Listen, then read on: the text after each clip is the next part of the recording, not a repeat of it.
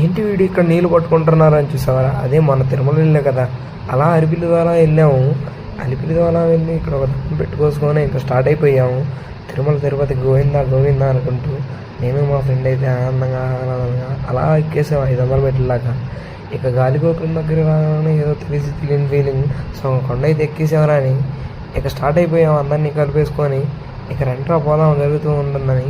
ఆ తిరుమల తిరుపతి కొండ దేవుడిని చూడముందే ఈ కష్టాలన్నీ పడుకుంటూ దేవుడిని 5 నిమిషాలు చూస్తే చాలు. ఇక మా వాళ్ళు సెల్ఫీలు అయితే స్టార్ట్ చేశారు.